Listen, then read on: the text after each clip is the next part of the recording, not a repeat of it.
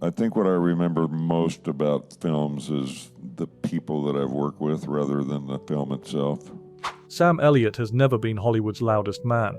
He didn't build his legend on viral speeches or Oscar-bait theatrics. He built it on something harder, gravity.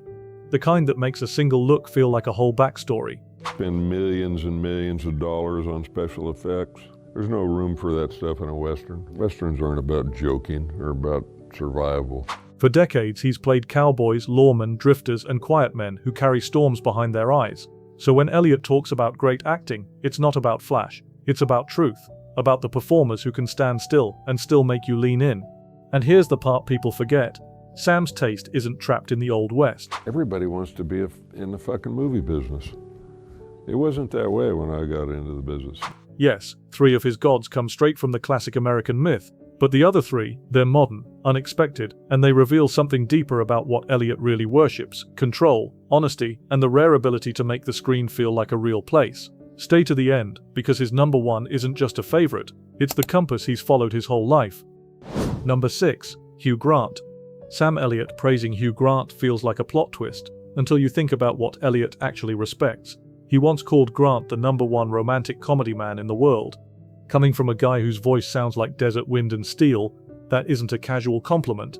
That's Sam tipping his hat to something most people underestimate: the difficulty of lightness. Grant's best performances don't shout, they glide. Visit 4 Weddings and a Funeral, Notting Hill, Love Actually. Those films live or die on whether the lead can make awkwardness charming, pain funny, and sincerity feel unforced, and Grant does it like breathing. He can be self-deprecating without being weak, romantic without being syrupy, hilarious without winking at the camera. It's precision disguised as ease. That's why Elliott respects him, because in a genre built on timing and tone, Grant never looks like he's trying. He is the tone. Rom-com acting is a kind of high-wire act. One wrong beat, and the whole thing becomes fake. Grant makes it feel like the most natural thing in the world. Elliott's world is full of men who don't say much. Grant's world is full of men who say too much. But the craft underneath is the same. Find the truth, make it invisible, let the audience believe they discovered it on their own. And if that pick surprised you, good. Because Elliott's list isn't a museum, it's a map. And the next stop is a modern movie star who carries an old-school soul. Number 5. George Clooney. There's a reason Sam Elliott lights up when he talks about George Clooney. In a long AV Club conversation, Elliott singled out Clooney's presence, those movie star qualities you can't fake, the kind that fills a frame before the line even lands. Elliott doesn't admire hype, he admires weight. Clooney has it. Look at the range, the loose charm of Ocean's 11, the offbeat swagger of Oh Brother Where Art Thou, the moral fatigue of Michael Clayton. Clooney can be slick without being empty, cynical without losing the human pulse. That balance is what Elliott has chased his entire career. The idea that a leading man doesn't need to perform importance, he just needs to be it. Clooney's best trick is restraint. He lets the audience come to him. He doesn't tighten his face for drama or force his voice into significance. He trusts stillness. He trusts silence. That's an Elliott language. In the wrong hands, Clooney's style would read like vanity. In his hands, it reads like control. Like a man who knows how to hold a scene the same way a good rider holds a horse. Firm, quiet, sure.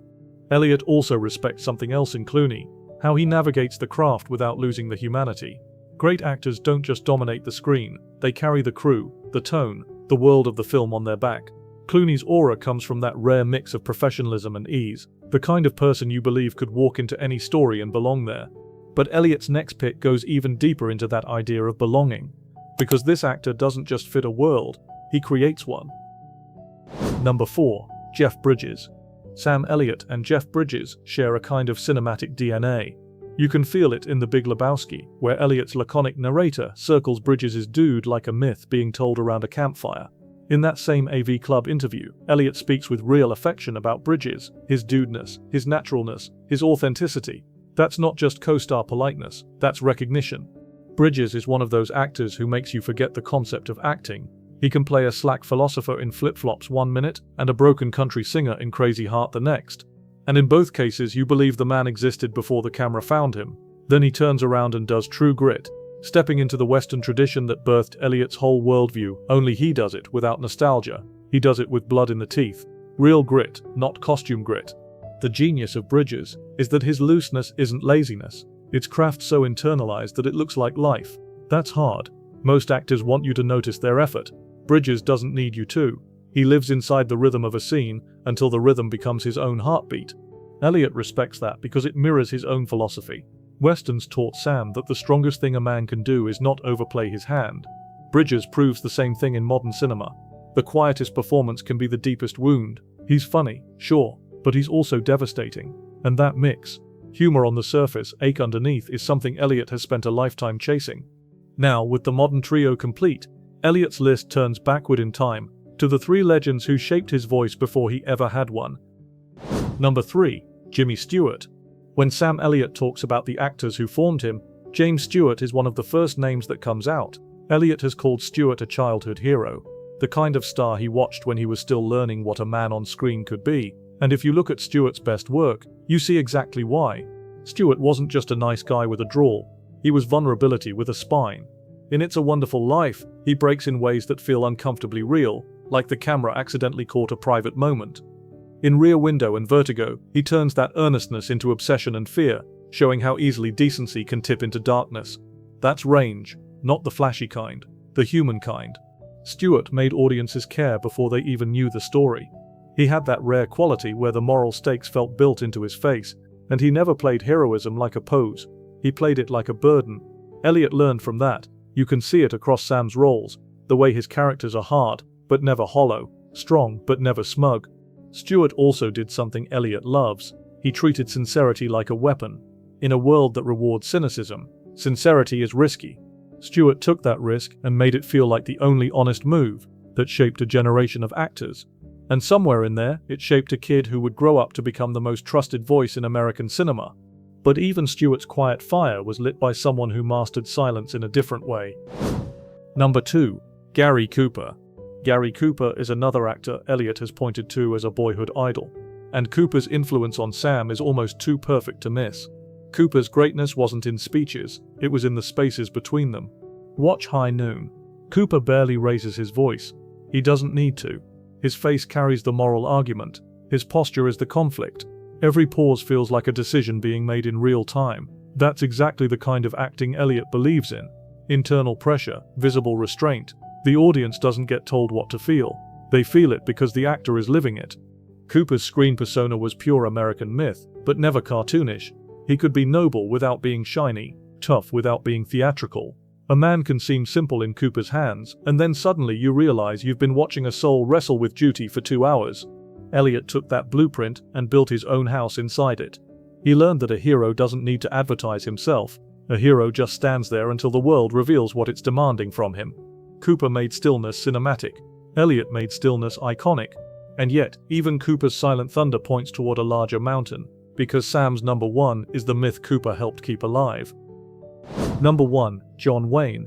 If there's one name that sits at the center of Sam Elliott's DNA, it's John Wayne. Elliott has repeatedly spoken about growing up on Wayne's films and seeing him as the ultimate Western hero. Wayne wasn't just an actor to Sam, he was the shape of the myth. Wayne's presence didn't come from technique you could point at, it came from inevitability. In The Searchers, he's a force of nature, flawed, dangerous, magnetic.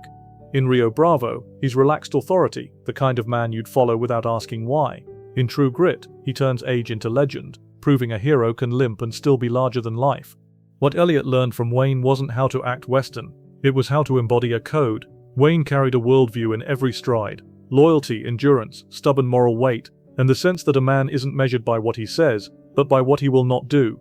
That's why Elliott's characters feel rooted in something older than any one script. He's channeling the same North Star. And here's the deeper truth. Wayne wasn't perfect. That's part of the myth. His heroes were complicated, sometimes noble, sometimes brutal, sometimes both in the same shot. Elliott respects that complexity because it feels honest. Real men are contradictions, real legends are too.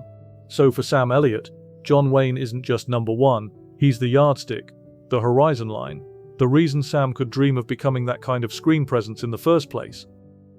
Together, these 6 names reveal Elliott's creed: Grant's effortless precision, Clooney's grounded stardom, Bridges' loose heartbreak, Stewart's vulnerable strength, Cooper's thunderous silence, and Wayne's mythic presence that never begs for applause. People will argue the missing legends, Eastwood, Duvall, Newman and more, and Elliott surely respects them, but these 6 are his pillars, the actors who taught him what a screen man should be: truthful, controlled. Who's your 7th pick? Drop it in the comments and tell me why.